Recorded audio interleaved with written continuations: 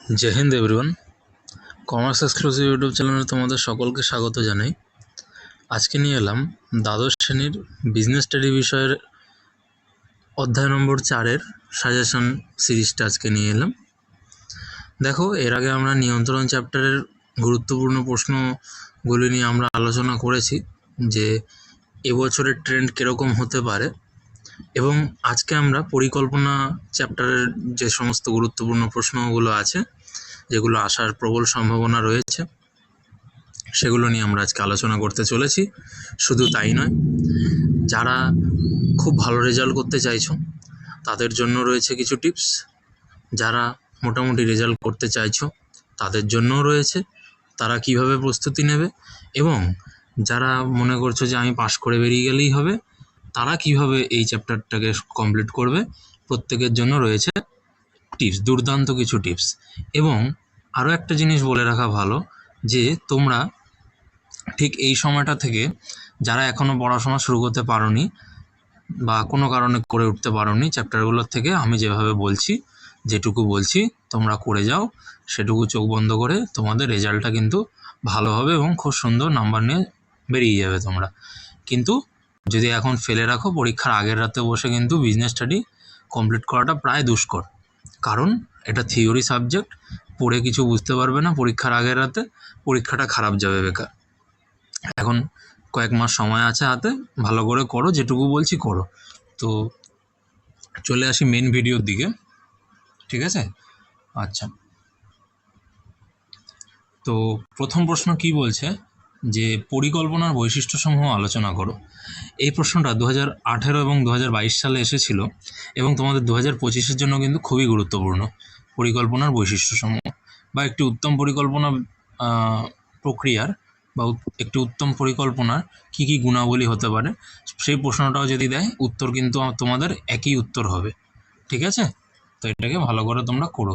Next প্রশ্নের দিকে আমরা চলে যাব।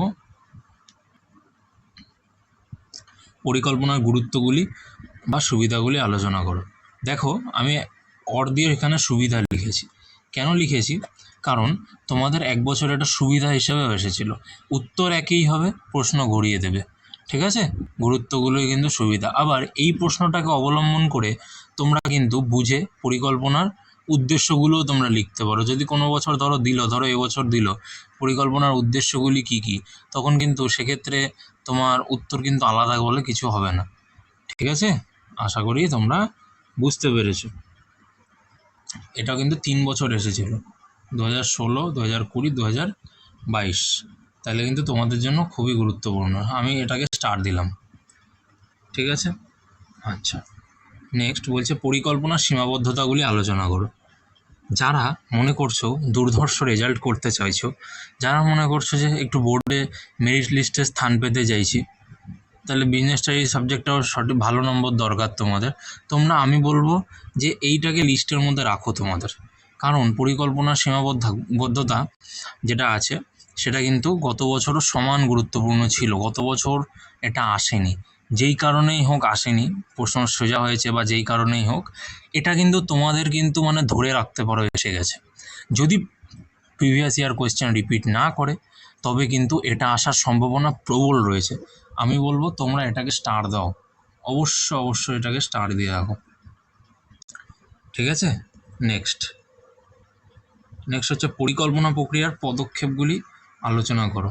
যে স্টেপগুলো আছে পরিকল্পনার, সেই স্টেপগুলোকে আলোচনা করতে হবে। এটাকেও পারলে দেখে রেখো, ঠিক আছে? যদি একটু ছক ভাঙা প্রশ্ন হয় সেটা কিন্তু আসতে পারে। ওকে, নেক্সট হচ্ছে পরিকল্পনার উপাদানগুলি আলোচনা করো।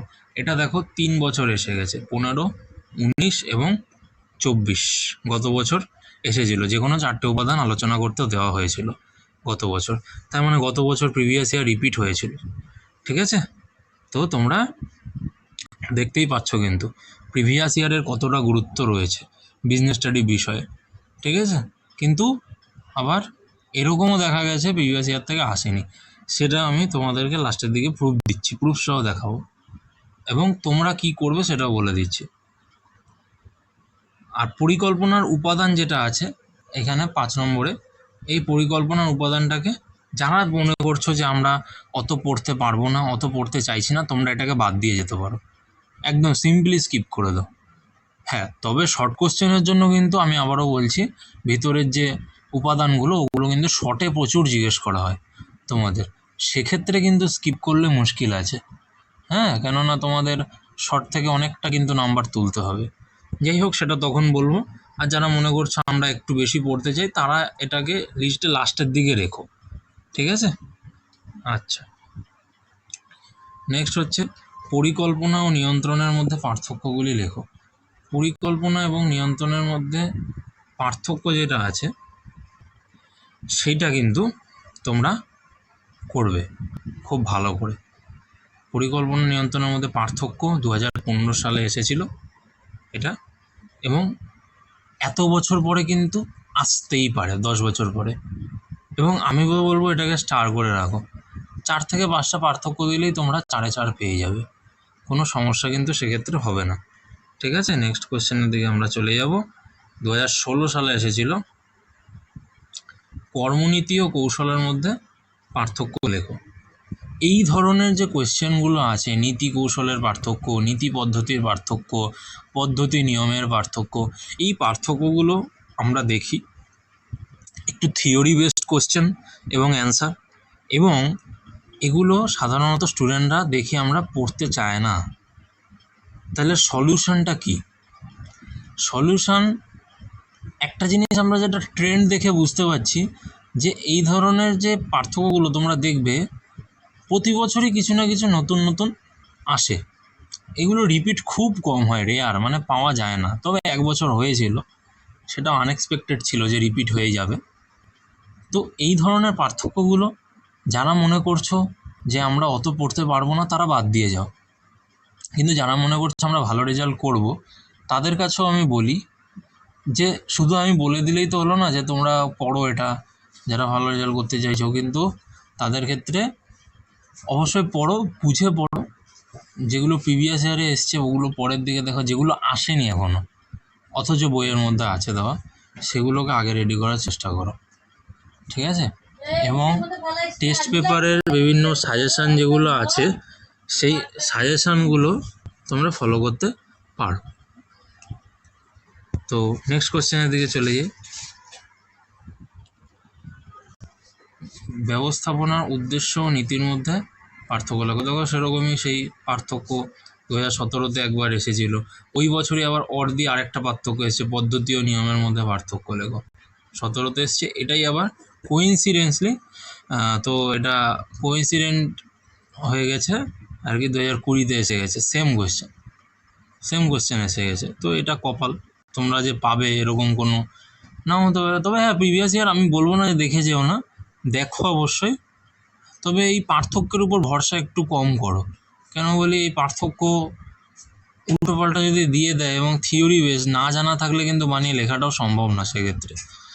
আর আমরা বিভিন্ন বছরে দেখেছি, 2017 একমাত্র বাদ দিয়ে বিভিন্ন বছরে হয় কোনো প্রিভিয়াস ইয়ার কোয়েশ্চেনের সাথে বা নতুন যে কোনো অন্য ধরনের কোয়েশ্চেনের সাথে, যেগুলো মোটামুটি লেখা যায় গুছিয়ে, তার সাথে এগুলো অড়ে এসেছে। সাধারণত এই ধরনের সেটটাই করা হয়। এবার যদি কোনো কারণবশত অন্যরকম সেট করে, আমার মনে হয় একটা পার্থক্য দেবে এবং সাথে একটা কোনো সহজ ধরনের প্রশ্ন দেবে। কেননা দেখো, প্রশ্ন তো সকলের কথা মাথায় রেখে করা হয়, ভয় পাওয়ার কোনো দরকার নেই। পার্থক্যগুলো নিয়ে অনেক স্টুডেন্টকে দেখেছি যে ভয় পেয়ে যায়, অনেকেই আছে ভয়টা পেয়ে যায় যে হ্যাঁ এই পার্থক্যগুলো আর একঘেয়ে টাইপের লেগে যায় পড়তে গিয়ে, কেননা সবকটাই প্রায় সেমই লাগে পড়তে। তো প্রিভিয়াস ইয়ার করো, কিছু জিনিস দেখবে তোমাদের সহজ লাগছে, কিছু কিছু আবার দেখবে একটু তোমাদের খটোমটো লাগছে। তো বেশি প্রেশার নিতে যেও না, কেন আমার মনে হয় তোমরা সহজ না কিছু সহজ পেয়ে যাবে অবশ্যই, ঠিক আছে? অরে কেন, তোমরা ট্রেন্ড লক্ষ্য করলে সেটা দেখতে পারবে যে অরে এগুলো আসছে। সাধারণত শুধু পার্থক্য দেয় না এই চ্যাপ্টার থেকে কোনোবারে, এবার যদি হয় সেটা ব্যতিক্রম। তবে যারা মনে করছো সব করবো, করে যাও সবটাই, ঠিক আছে? আর যারা মনে করছো বেশি পারবো না, তারা এটাকে স্কিপ করে যাও, প্রিভিয়াস ইয়ারগুলো শুধু দেখে যাও, বাকিগুলো স্কিপ করে দাও, এক্সট্রা পড়তে হবে না। আশা করি তোমরা পুরোটা বুঝতে পেরেছো।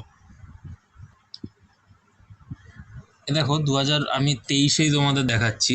2023-এ কিন্তু দেখো কর্মপ্রণালী এবং নিয়মের মধ্যে পার্থক্য দিল, যেটা কিনা কোনো বছর আসেনি, এবং বাজেটের ধারণা আলোচনা করতে দিল, যেটা কিনা কোনো বছর আসেনি। দেখো কি টাফ করে দিল এই চ্যাপ্টারটার থেকে, কি টাফটা করে দিল। এখান থেকে স্টুডেন্ট যারা পড়ে যায়নি, পার্থক্য স্কিপ করে গেছে, তারা মাথায় হাত দিয়েছে, এবং এবং তারা ভেবেছিল যে সহজ কিছু দেবে, বাজেট দিয়ে দিয়েছে। এই যে এগুলো আনএক্সপেক্টেড, এগুলো খুব রেয়ার ইয়ারে হয়, মানে খুব রেয়ার হয় এগুলো সাধারণত হয় না। গত বছরের আমরা যদি বিজনেস স্টাডি প্রশ্ন দেখি খুবই ইজি হয়েছিল, তো এবছর অতটা ইজি করবে বলে মানে আমার ব্যক্তিগতভাবে মনে হচ্ছে না, এবং অভিজ্ঞতার নিরিখে এটা দেখা গেছে। আমি বলছি তোমাদেরকে যে কোয়েশ্চেন ইজি করার পরে কিন্তু মানে একদম ঝোপ বুঝে কোপ মেরেছে, ঠিক আছে? অনেকটা কিন্তু ওরকম কেসটা হতে পারে। কি বললাম বুঝতে পেরেছো? যারা মনে করছো ভালো রেজাল্ট করবে দেখে যাও সব পার্থক্য, আর যারা মনে করছো দুর্বল, ওই যেটা বললাম তোমরা শুধু প্রিভিয়াস ইয়ারগুলো দেখো, পার্থক্যের বাকিগুলো ভুলে দেখতে যেও না, তাহলে কিন্তু বিপদে পড়বে। আর এই বাজেটের ধারণাটা তোমরা প্রিপেয়ার করো, কেননা আমরা দেখেছি সাধারণত যে বছর পরীক্ষা হয় তার আগের বছরের প্রশ্নগুলোকে খুব ডিপলি ফলো করা হয়, ফলে এখানে বাজেটের ধারণার ওপর যে কোনো প্রশ্ন তোমাদের দিয়ে দিতে পারে, হয়তো বাজেটের সুবিধা দিয়ে দিতে পারে, হয়তো বাজেটের গুরুত্ব দিতে পারে, বাজেটের অসুবিধা বা সীমাবদ্ধতা দিয়ে দিতে পারে। এই তিনটে তোমরা বাজেট থেকে দেখো, আমার এটা কিন্তু পরামর্শ রইল তোমাদেরকে। নেক্সট আমরা বলি, এটা 2024 সালে এসেছে এই বছর, স্বল্পমেয়াদী ও দীর্ঘমেয়াদী পরিকল্পনার মধ্যে পার্থক্যগুলি লেখো। এই প্রশ্নটা এবছর এসে যাওয়ার কথাই ছিল এবং এসেও গেছে, তো এই সাজেশানটা কিন্তু আমাদের মিলে গেছিলো, ঠিক আছে? হ্যাঁ, অনলাইনে সাজেশানটা পোস্ট করিনি, এটা অফলাইনে ছিল, তো এটা অফলাইনে এটা সাজেশন করা হয়েছিল। হ্যাঁ, তো এটা মিলে গেছে, এটা কোনো বছর আসেনি আগে, তো মিলে গেছে এটা, ঠিক আছে? এবং সাথে আর একটা ওরে ছিল উপাদান, সেটা প্রিভিয়াস ইয়ার থেকে এসছে, তো দুটোই কমন।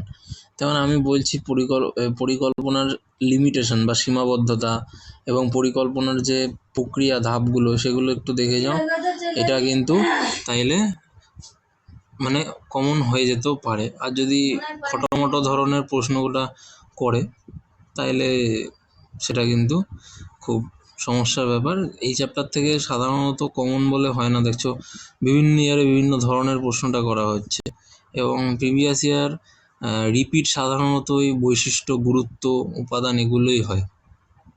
তো এটুকুই বলার ছিল, যেটুকু যেভাবে গাইড করলাম, যেটুকু করতে পারলাম সেভাবে তোমরা চলো এগিয়ে, তারপর তো কিছু না কিছু তোমরা এখান থেকে আশা করি কমন পাবে।